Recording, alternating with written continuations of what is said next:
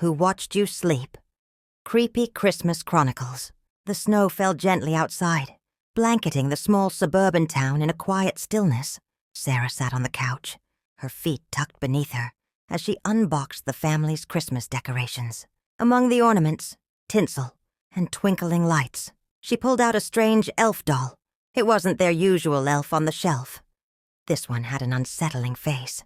Its glassy eyes seemed to glint even in the dim living room light. Its grin too wide, its hands clasped as though it were praying or plotting.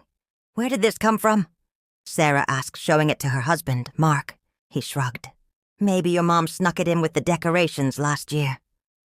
But something about the elf unnerved her. Its lifelike eyes seemed to follow her around the room as she set it on the mantel. That night, as Sarah drifted off to sleep, she couldn't shake the feeling that she was being watched. At precisely 3 a.m., Sarah woke with a jolt. The room was silent, but the air felt charged, heavy. She glanced at the bedroom door, which was slightly ajar. It had been closed before. She slipped out of bed, heart pounding, and tiptoed into the hallway. Her breath hitched when she saw it. The elf was now sitting at the foot of the stairs, its head cocked to the side. "Mark?" she whispered, but he was still asleep. Sarah picked up the elf, intending to put it back on the mantel. Its tiny hands felt cold, almost damp, and she swore she felt a faint pulse beneath the fabric. She hurried downstairs, placed it on the shelf, and turned on every light in the room before retreating to bed. But as she closed her eyes, she could have sworn she heard a faint giggle. The next morning, Sarah asked her son, Ethan, if he had moved the elf.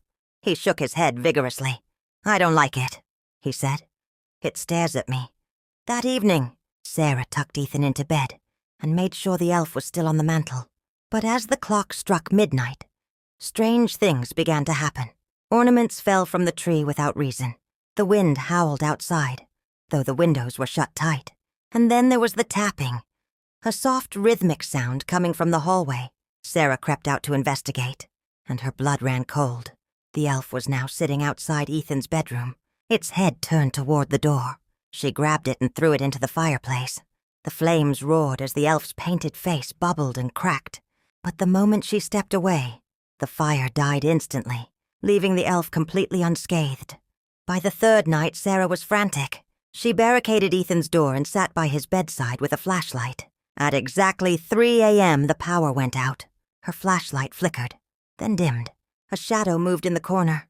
It wasn't Mark. It wasn't Ethan. "Why do you watch us?" Sarah demanded, her voice trembling.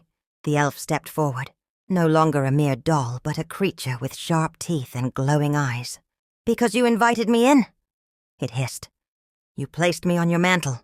You let me into your home." Before Sarah could scream, the elf lunged. The next morning, the house was silent. Neighbors grew concerned when no one answered the door. Inside, the house was eerily still, with only the Christmas tree lights glowing faintly. On the mantel, the elf sat once more, its grin wider than before.